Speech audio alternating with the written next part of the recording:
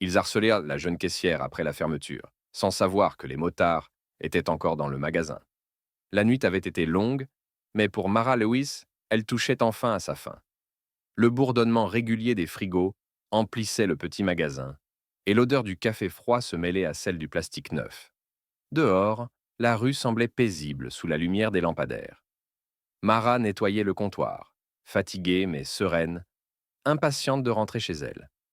Mais parfois, le destin décide qu'une journée ordinaire ne se terminera pas comme prévu. Elle tendit la main vers la caisse pour la fermer, quand la clochette de la porte tinta. 3 hommes entrèrent. Pas des clients. Pas à cette heure-ci. Le premier, grand, le regard vide, esquissa un sourire tordu. On n'est pas là pour acheter. Sa voix fit frissonner Mara. Les deux autres riaient, chuchotant quelque chose qu'elle ne comprit pas, mais dont le ton suffisait à lui glacer le sang. Son cœur se mit à battre plus vite. Elle jeta un coup d'œil à l'horloge, 22h10. 10 minutes après la fermeture. Et elle était seule. Du moins, c'est ce qu'elle croyait. Désolée, messieurs, murmura-t-elle. Le magasin est-y fermé. Le chef du trio s'approcha lentement, ses bottes claquant contre le carrelage. Fermé répéta-t-il avec un sourire mauvais. On dirait plutôt que la soirée commence. L'un d'eux s'appuya sur le comptoir, l'autre fit le tour par l'allée latérale, bloquant la sortie. Mara sentit son souffle court. Elle pensa à sa mère, qui l'attendait à la maison, et à sa phrase préférée.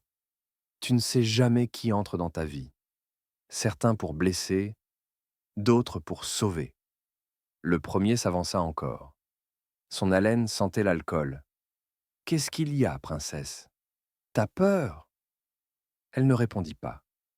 Alors il attrapa le col de sa chemise rouge. Le tissu se déchira dans un bruit sec. Les rires éclatèrent. Le monde sembla s'effondrer autour d'elle. Mara recula, les larmes aux yeux, sans savoir si c'était la peur ou la colère qui brûlait le plus fort. Son esprit cherchait une issue, une idée, un miracle. Et c'est alors qu'un bruit sourd retentit au fond du magasin. Un pas, puis un autre. Les 3 hommes se figèrent. Leurs rires moururent. Quelqu'un approchait. 3 silhouettes massives sortirent lentement de l'ombre des rayons. Le bruit de leurs bottes résonna sur le sol comme un avertissement. Pas pressé, pas nerveux. Juste présent. Les néons grésillèrent au-dessus d'eux, dessinant des reflets sur le cuir noir de leur veste. Sur celle du premier, on pouvait lire un écusson Hells Angels, Lyon Chapter. Son visage était calme, buriné, marqué par les années. Mais dans ses yeux brillait cette lumière froide que seuls les hommes qui ont connu la vraie violence possèdent. Derrière lui, 2 autres motards avançaient. Un grand chauve à la barbe tressée et un plus jeune avec des lunettes de soleil qu'il n'avait même pas retirées. Ils n'avaient rien dit. Pas besoin. Le silence leur appartenait. Le chef s'arrêta à 2 mètres du trio.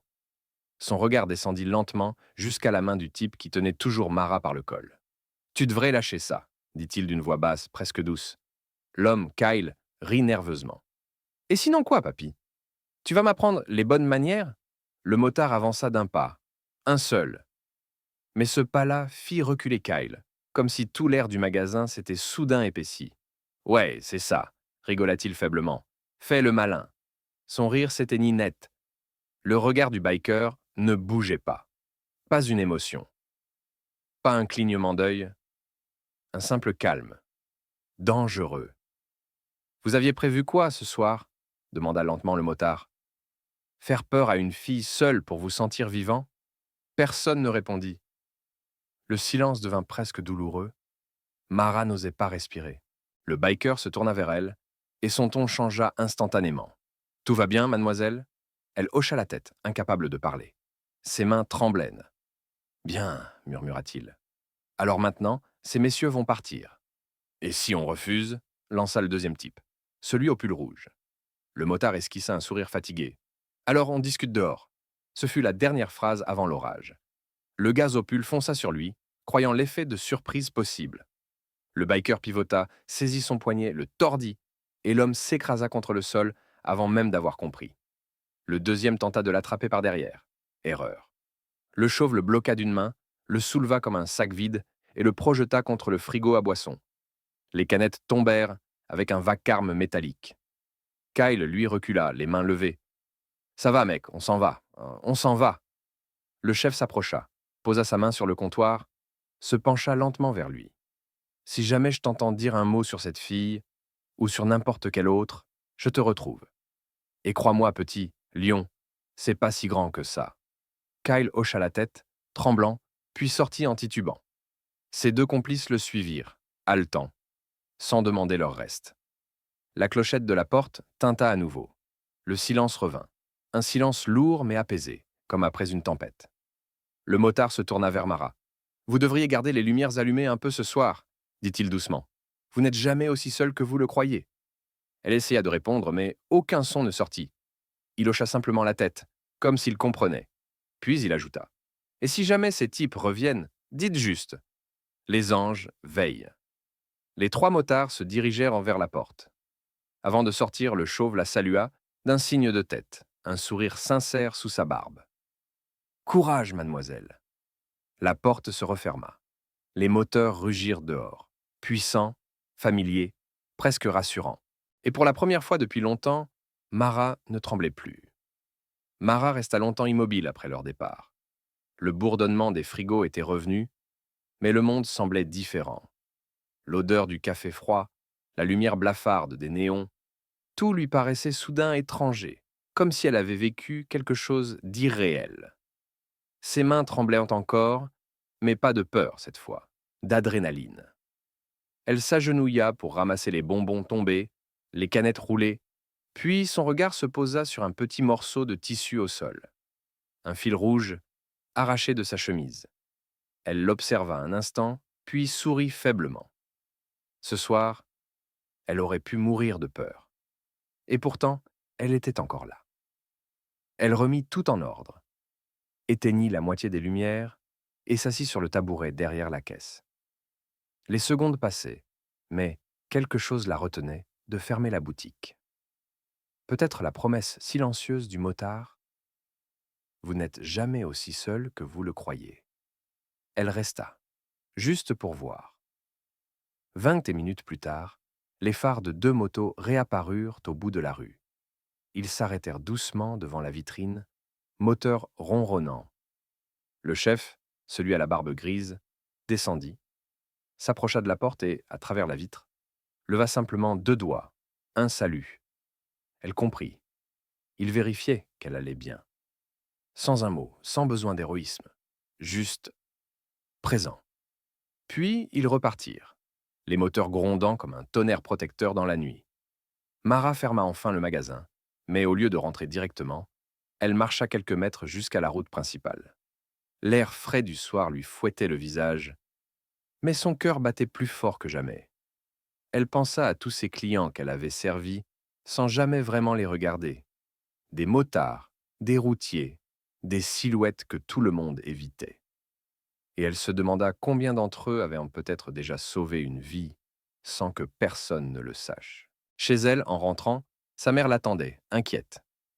Quand Mara lui raconta ce qui s'était passé, la femme pâlit, mais dans ses yeux, il y avait aussi une lueur d'admiration.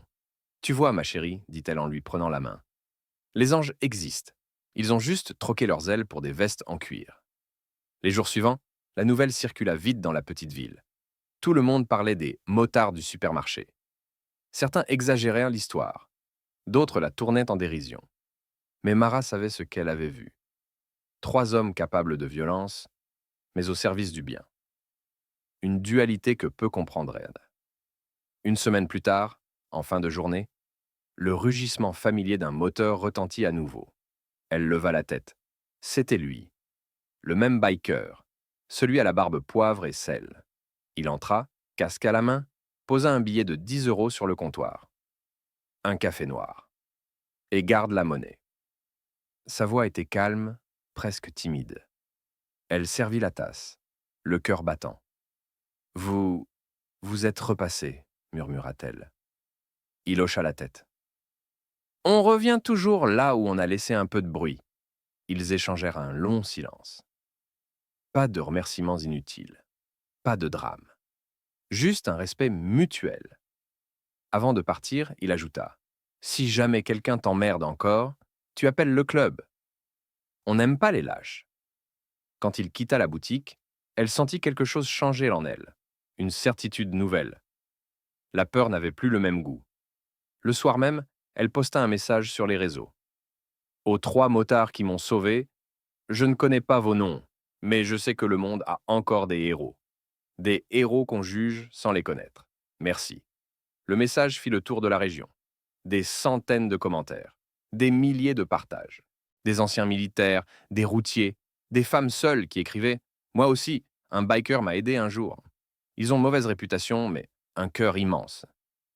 Un mois plus tard, un journaliste vint interviewer Mara pour une émission locale. Elle raconta l'histoire avec calme, sans embellir. Mais à la fin, quand le journaliste lui demanda « Qu'avez-vous appris cette nuit-là ?» Elle répondit simplement « Que les anges ne tombent pas du ciel. Ils roulent. » Parfois juste à côté de nous. La vidéo devint virale. Et un soir, alors qu'elle fermait la boutique, un colis l'attendait sur le comptoir. Pas d'expéditeur. Juste un blouson en cuir noir, à sa taille, avec un petit écusson brodé. Protected by Angels. En dessous, une note écrite à la main. Parce que le courage appelle toujours le courage. RLCH. LLS. Mara sourit, les larmes aux yeux. Elle comprit alors que cette nuit-là, elle n'avait pas seulement été sauvée. Elle avait rejoint, d'une certaine manière, leur famille invisible. Celle des âmes qui refusent de détourner le regard quand quelqu'un est en danger. Et chaque soir, lorsqu'elle fermait le magasin, elle laissait désormais une lumière allumée près de la vitrine. Non pas pour éclairer la rue, mais comme un signal silencieux, une promesse. Parce qu'un jour, quelqu'un d'autre aurait peut-être besoin d'aide. Et alors, quelque part dans la nuit, le grondement des motos résonnerait à nouveau.